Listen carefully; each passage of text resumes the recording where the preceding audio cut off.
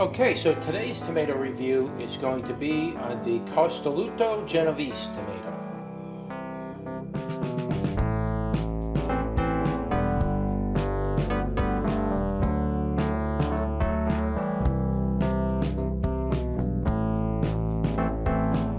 Alright, so here's the Costoluto Genovese tomato. I believe it's normally just referred to as the Genovese tomato. It's known as a sauce tomato. I don't know too much of its history right now. I got to look it up. I didn't actually look it up before I'm shooting the video, but I'll leave the information in the description. You can look into it.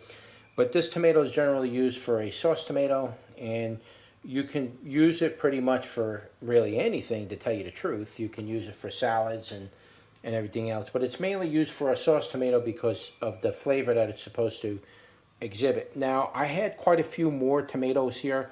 I had to get rid of them because some of them started getting fruit fly damage and they rot right away. As soon as the fruit flies land on your tomatoes, within a day they're shot. And I didn't know that they were leaking and melting down, so they're basically shot now. So I had to get the seeds out of them as quickly as possible, and these managed to do okay. It's hard to say with these tomatoes, you know, when you pick them, sometimes they ripen in a day, sometimes they take 3 days, and I just kind of let them sit here for a few days too long, and the fruit flies made a feast out of it, or they tried to anyway, but I intervened there. So here's the inside of the tomato. Alright, so let's take a closer look at the inside of this tomato. And you can see it's just a gorgeous pattern on the inside. And you can see the wilding in there all the way around the edges. You can see the wilding in the center part of the meat in the middle. Just an absolutely gorgeous tomato. Here's the bottom of it, if you're wondering. And I'm going to show you this tomato right here.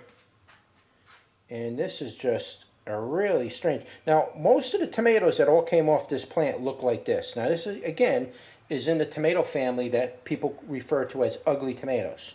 It's not an ugly tomato per se, but that's just what they call it. You can see this prominent ridge back here. Look at that. That's one tomato. It's like a big horseshoe. And just a very bizarre shaped tomato. But most of the tomatoes that come off this plant are pretty much flat like this. They're a flat type tomato, very similar to the purple cabalash tomato that I just did a review on. It's very similar to that type of shape. It's generally a flat tomato, very rigidy, multiple chambers on it. And again, this tomato is primarily known for a sauce. So the seeds, oh yeah, the seeds are firmly attached to the rind, so that's definitely a good sign that this is going to be a good tasting tomato. So let's give it a bite. That's a good tomato. I wouldn't go like off the deep end and say it's a #1 tasting perfect balance. It's probably a 30% on the tangy, and it's like 25 on the sweetness, so that was pretty good. The tomato flavor wasn't bad coming in after the tang, so it had a nice delivery of tomato flavor, but it wasn't overwhelming.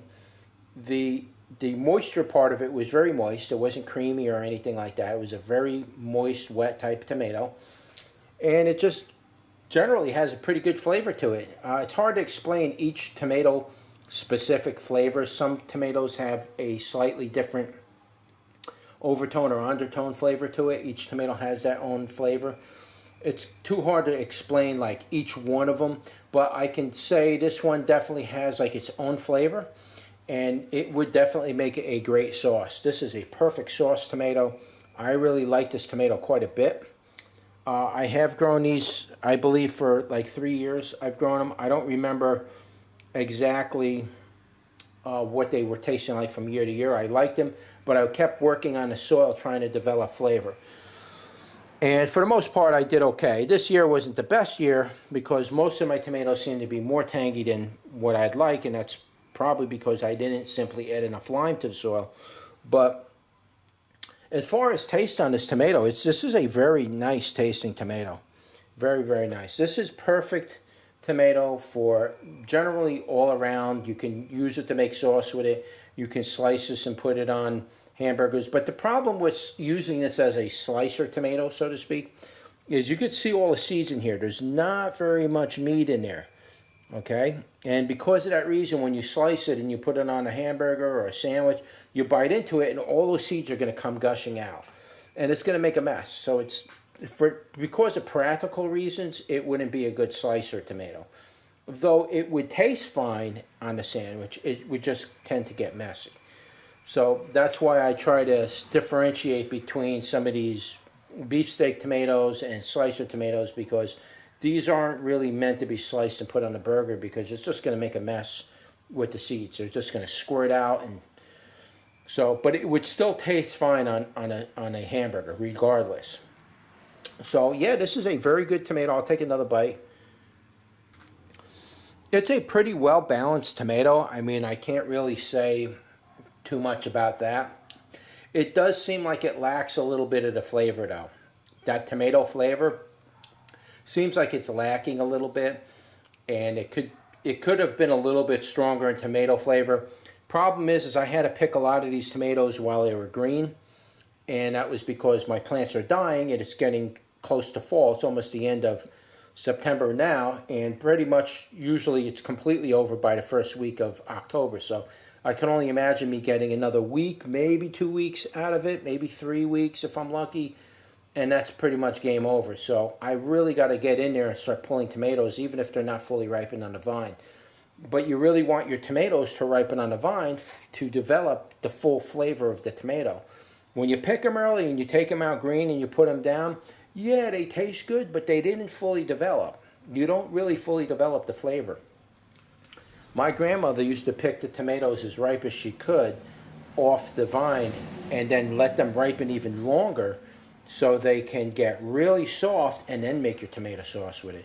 You almost don't even have to cook the tomatoes down to make sauce out of it, because it's almost all done for you already. You're only cooking it down just because you're going to have to cook it eventually to put your spices and your oil and your stuff in there. But yeah, with this tomato, this particular tomato is definitely a, I'm going to rate this tomato as a number 2. I just honestly don't think it can possibly be a number 1, being that the flavor of the tomato was kind of on the low side. So I can't really bring it to number 1, but I'm definitely going to give this a number 2 for taste. But as far as practical use of the tomato, there's really not a whole lot of things you can do with this shaped type tomato like this. I mean, look at this. This is just weird. It looks like a caterpillar or a grub or something. You know, I mean, you're not going to really be able to slice it up. You're really pretty much just going to have to put it in salad, make tomato juice with it, you know, make a slurry, put it inside a blender. You can make tomato sauce with it, but outside of that, that's really it. So you're kind of limited to what you can do with it, unless you can get good solid tomatoes that come out like the purple Kabalash tomato, where they're long and flat like that. That's different. But a lot of the tomatoes that you don't see here, because I already took the seeds out of them, a lot of those tomatoes were kind of like this. They're just like long and just like slinky like this, you know. They were all like that. Just a few here that you know, this was probably, this tomato here was probably not going to grow anymore on the vine. So if the plant's dying, the tomato reached about that size, it's done. It's just going to ripen those seeds and then drop the tomato. And that's pretty much what it wanted to do. But I have to say, it's a good tomato. I definitely recommend this tomato. A lot of these tomatoes are very hard to acquire seed for, because they're specialty tomatoes, and it's just a lot of companies will sell you seed for it 1 year, and then they don't want to sell seed for it anymore because it wasn't a big seller that year. And they don't want to keep buying seeds, and the seeds are getting old, and they don't want to sell you old seeds. They keep them for about 2 or 3 years, and then if they don't sell by then, they take it out of the system. So a lot of people won't buy these type of tomatoes again and again and again, because they're just not really sure how to grow these type of tomatoes. These tomatoes really got to be grown in very specific type soils, because that's how their flavors develop. If you're just growing them in regular compost, a lot of times you ain't going to get that flavor from it, and you're going to end up saying, oh, it's a crappy tomato, you know. You really got to build your soil for certain tomatoes, and it takes a lot of work, and a lot of people don't really want to get involved with that. when it comes to flavor. But if you're somebody who's looking to make a salsa or a hot sauce or a signature type of tomato sauce or something, you may want to look into this tomato and develop the flavor yourself. You have to develop the flavor according to your means, whatever kind of soils you're going to have access to. You may not have access to volcanic ash soils and stuff like that to get the true flavor out of this. But I still rank it a number 2, even though it had some issues this year. It's definitely a number 2. And I definitely recommend this tomato. And that's your tomato review for the Costoluto Genovese tomato. All right? So if you like this video, don't forget to like, share, and subscribe. And I will see you on the next one. Take care.